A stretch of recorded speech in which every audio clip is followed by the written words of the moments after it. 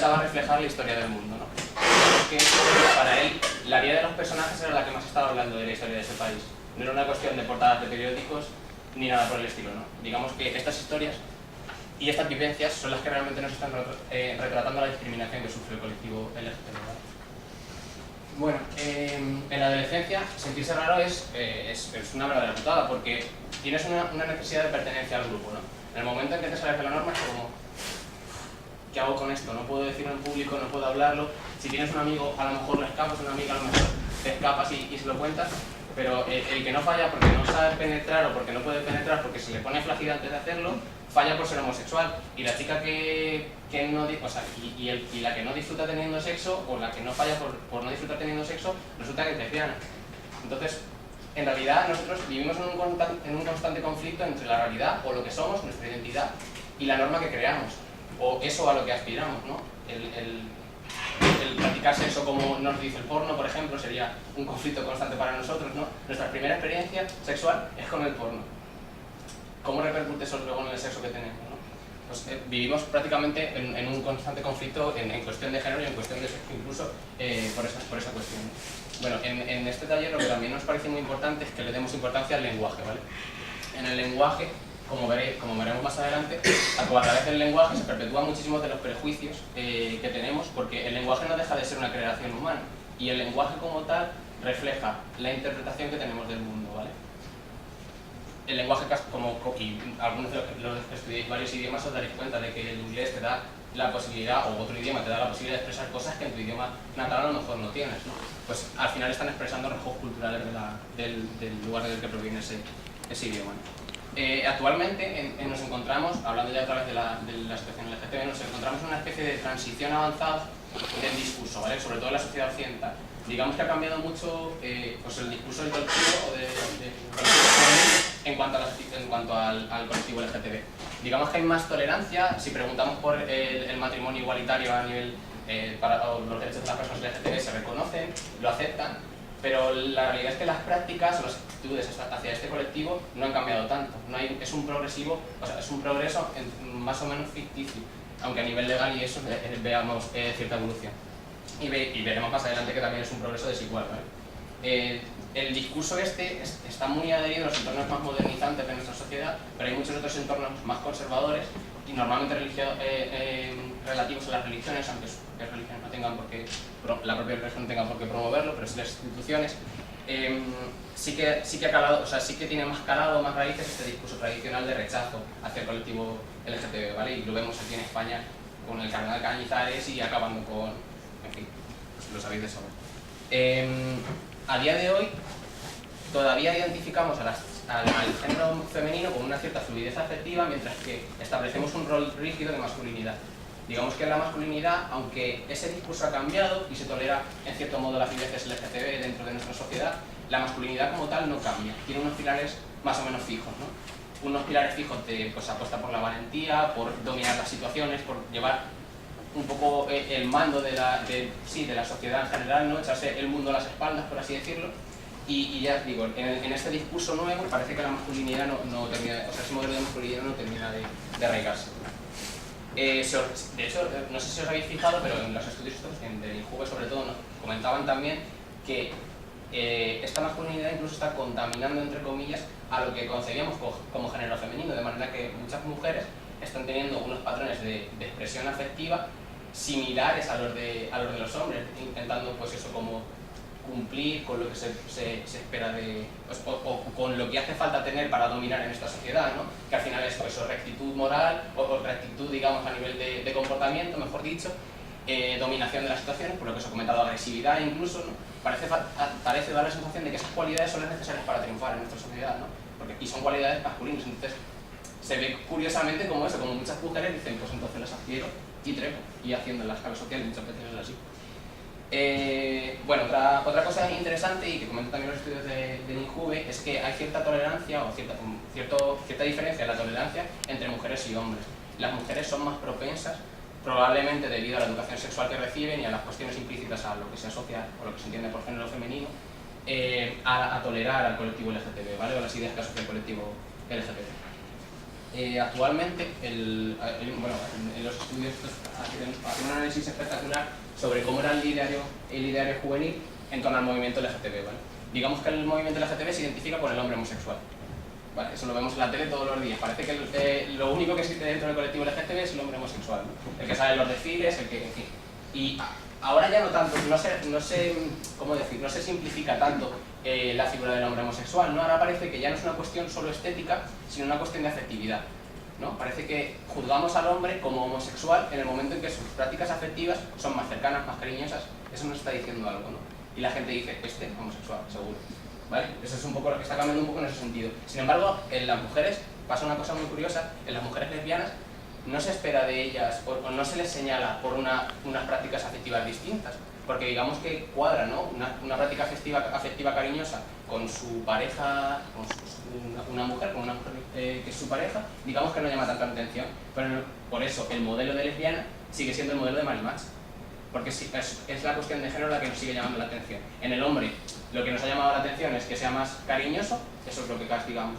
En la mujer, bueno, sigue siendo cariñoso, ningún problema, pero el hecho de que tenga un género distinto es lo que penaliza.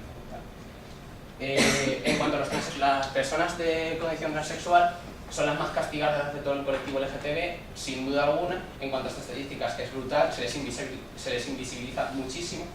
Y bueno, en parte es por la falta de entendimiento de todos estos conceptos. Digamos, os habréis dado cuenta antes cuando lo hemos explicado, que el concepto transexual es como coger todo, la identidad de género, la expresión de género, el sexo biológico, juntarlo. Y claro, si no entiendes ninguno de esos conceptos y a ti todo te parece sexo, es como, pues yo no entiendo esto y no me parece que tenga sentido, ¿no? Y además, como es una minoría, pues la discriminamos. Y el modelo del transexual sigue siendo el modelo drag queen, el del travestismo que comentaban antes los compañeros, ¿no? Y no se entiende lo que es la transexualidad y muchísimo menos lo que es transgénero, ¿no? Es un modelo, además es que es un modelo como muy centrado en la falta de intimidad. Es como una persona, o se le entiende, o se le muestra en los medios, como una persona que es muy, ¿cómo decirlo?, con muy poca intimidad, que se expresa demasiado, que ocupa los espacios públicos, ¿no? Entonces, claro, si creas ese modelo, es prácticamente imposible generar empatía hacia él, porque al público se le está mostrando como algo deplorable, como algo rechazable. Entonces, bueno, pues de ahí la discriminación exponencial que sufre este colectivo. De hecho, había datos de Latinoamérica, que son también muy interesantes, ahora mismo no los tengo, no los cogí, pero me acabo de acordar, que la esperanza de vida de las personas transexuales, o sea, es niña, creo que gira en torno a los 30 años, o sea, imaginar. Eso es brutal. ¿Cómo se alimentan estos estereotipos? Pues a través de la televisión, sin duda. En la televisión, claro, tenemos un problema, y es que por la presión social que se sufre para la salida del armario, los núcleos rurales, digamos que están mucho más perjudicados en ese sentido, porque una persona en un núcleo rural no puede realizar esa salida del armario de forma tan natural, digamos, ¿no? El núcleo urbano, digamos que ha generado ambientes, pues como los pareceambientes, o los pareceambientes, ese cierto respeto de la intimidad de la persona, ¿no? que el núcleo rural no tiene. Entonces imaginaros la diferencia de presión de un lado a otro, ¿no? En el núcleo rural estamos reforzando los estereotipos a través de la televisión.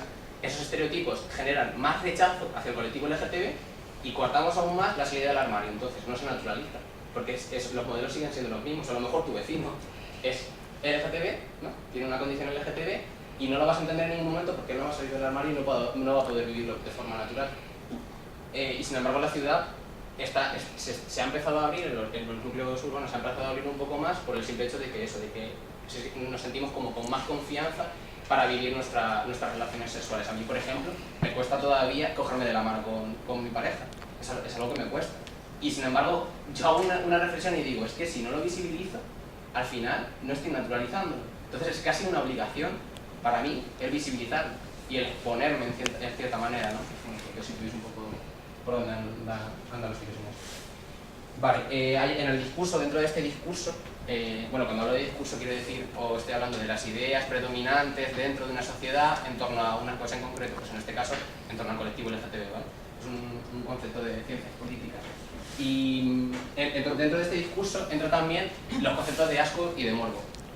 En tanto que nuestra sociedad es androcentrista, está centrada, los conceptos están desarrollados prácticamente por los hombres, incluso en la ciencia, digamos que la concepción o cómo se ve o cómo se juzga que en público haya manifestaciones amorosas o sexoafectivas de personas LGTB es todo desde el punto de vista del hombre. Desde el punto de vista del hombre, le da morbo que dos mujeres lesbianas se estén enrollando en esa esquina, pero desde el punto de vista del hombre me da asco que dos hombres homosexuales se estén enrollando en esa esquina, o que dos personas transexuales estén teniendo algo en esa esquina, o en esa discoteca. Entonces ese es el punto desde el que se juzga, y seguro que muchos de vosotros lo habéis oído, ¿no? Pues mira, yo dos mujeres lesbianas sin ningún problema, pero dos hombres... ¿Claro? Pues eso es un poco la dinámica. No tienen más visibilidad, yo pienso que tienen muchísima más visibilidad los homosexuales hombres que las mujeres. Sí, eso he dicho. Si lo he expresado mal, perdón. Sin duda, sin duda. O sea, podríamos hacer una escala, porque he dicho antes que los transexuales son los que menos visibilidad tienen, las mujeres son las segundas. Eso hay que poner en la tele y hombres gays sacan un montón, pero... Por supuesto. Porque, o sea, lo primero que somos es machistas, lo segundo que somos homófobos, ¿no? Pero no hay que olvidar que esto al final es como un cajón como una serie de cajones, ¿no? Nosotros tenemos un cajón, que es el de ser mujer, vale, pues si además eres negra, te lo sumamos al del racismo. Si además eres homosexual, te lo sumamos al de la homofobia. Pobre. Y así va, y al final, pues acabas en la calle, siendo un indigente o yo qué sé. Y bueno, la verdad es que los modelos de discriminación no son independientes, ni muchísimo menos, esto es sumatorio. O sea, si tienes una desgracia, la desgracia entre comillas de tener esta condición se te va a ir acumulando, por así decirlo. Vale, digamos que la importancia radical de la pertenencia grupal en los niños es lo que angula o lo que nos permite la salida del armario, ¿vale? Porque o sea, cómo te sientas tú con tu grupo de pares, con tu grupo de iguales, es lo que va a determinar que al final puedas naturalizarlo o no, ¿no? Bueno, entonces, en esa reflexión podríamos preguntarnos, ¿cómo lo gestionamos? ¿O cómo lo gestionamos las personas LGTB? Bueno, pues en esta encuesta en concreto se le preguntaba cómo de abiertos, entre comillas, eran sobre su condición con los amigos, a las personas LGTB. ¿Con las familias? Con las familias. Con las familias. Y observamos, bueno, como podéis observar, en torno más de la mitad eran o nada o muy poco abiertos respecto a su condición con las familias, ¿vale? Que son, bueno, el cuadro este verde es nada, esto es un poco, esto es mucho, o sea, esto es con la mayoría soy abierto y esto es con todos soy abierto, con todos he hablado mi condición o conocen mi condición. Paso de siguiente. Esto es con los amigos. A ver, no sé si habéis notado la diferencia, porque es bastante brutal, cambia antes. ¿Vale? O sea, los amigos, buen rollo, ¿eh? Porque la familia... Bueno, yo en mi familia me callo porque sabes lo que pasa, soy un del mundo. Y sin embargo, bueno, aún así, como veréis, tampoco lo hablamos excesivamente. Quiero decir, 28% de... O sea, con un 28% de mis amigos no termino de hablar mi condición, ¿vale? Bueno, pues eso, paso la siguiente. Vale, o sea, así estaremos respondiendo a la pregunta de cómo nos sentimos nosotros con nuestro grupo de iguales, las personas LGTB. ¿Cómo se sienten ellos con nosotros? Bueno, pues vamos a verlo. Un 20,9% de los estudiantes se sentiría poco o muy poco cómodos en una relación personal con alguien homosexual. Y bueno, aquí la diferencia entre chicos y chicas es bastante grande. Los chicos dirían que se sentirían muy poco cómodos en un 38,5%. Las chicas, un 9,8%. Y bueno, se piensa que este exceso de homofobia es por un lado porque se les pregunta a las chicas sobre alguien homosexual y ellas, por el imaginario colectivo, entienden un chico. Entonces, claro, digamos que las chicas no te van a decir, es menos probable que te digan que rechazan eso, ¿no? A lo mejor si les planteamos la pregunta ¿cómo te sentirías de cómoda con una chica homosexual? El porcentaje cambiaría, pero bueno. Ahí tenemos ese componente y el de la educación sexual que hemos comentado antes, que está probado y visto que hay una diferencia entre mujeres y hombres con respecto al nivel de tolerancia, en este sentido. Vale. Vale, bueno, pues el cotilleo, la burla humorística muchas veces se toman como algo trivial, que no tiene ninguna importancia, pero la realidad es que la persona LGTB a veces es casi que se tiene el derecho público de invadir su intimidad en cualquier momento, y se lo torna, además se le suelen otorgar roles muy específicos, que antes no lo hemos hablado, pero bueno, el rol de género es aquello que se le presupone a la persona por el género que tiene. A veces se le asume un rol específico. A mí, como chico homosexual, en mi grupo de amigos se me asume un rol y se me otorga como tal. Yo a veces, y la mayoría de las veces, me siento identificado con él y, pues mira, por una cuestión de bienestar mental, no lucho contra él y digo, mira, pues sin problemas, o sea, tengo confianza con ello y me enfrento a él. Y a veces, pues, hay personas que no se sienten cómodos con ello, ¿vale? Y bueno, sin duda, el problema más gordo, y en cuanto a insultos, en cuanto a acoso y demás, y seguro que a las mujeres os suena mucho esto, es el de culpabilizar a la víctima. Es decir, que esa persona estaba teniendo una expresión de género muy rara, o que simplemente es rarito, o que, bueno, pues eso, que a ver por qué no se viste normal, o... ¿vale? Pues nosotros tenemos el derecho a expresarnos como queramos y sobre todo en estas cuestiones. Que se nos penalice eso no deja de decir que el resto de personas son intolerantes, no que nosotros seamos, claro. Vale, y bueno, una frase con la que os queríamos dejar, con vamos a terminarlo de otra manera, pero esta es una de las frases que más nos gustaron cuando estábamos leyendo, que es de una chica de un estudio llamado Soriano, que es la que pusimos en el cartel, que me parece brutal, que recalca otra vez la importancia del lenguaje en estas cuestiones. Dice, cuando entendí que me gustaban las mujeres me sentí un poco mejor porque ya sabía lo que me pasaba. Pero claro, lo que eso significa es muy difícil de aceptar. Es diferente preguntarse, ¿qué me pasa? ¿Me gustan las chicas o me gustan los chicos? Que preguntarse, ¿seré lesbiana? Es muy distinto a lo que se siente en un caso bueno. Que yo siendo un niño me planteé si soy gay, no es lo mismo que me diga, como me diga en su momento, me está trayendo mi amigo, o me está trayendo esta persona, y era un chico. Y yo no me lo decía, yo era incapaz de decirme que era gay. O decir, que a fin de cuentas es una reducción, ¿no? Pero fijaros qué curioso que yo no era capaz de decírmelo, o de decirme bisexual. Quiere decir que hay una tensión en mí y una cuestión de lenguaje, ¿no?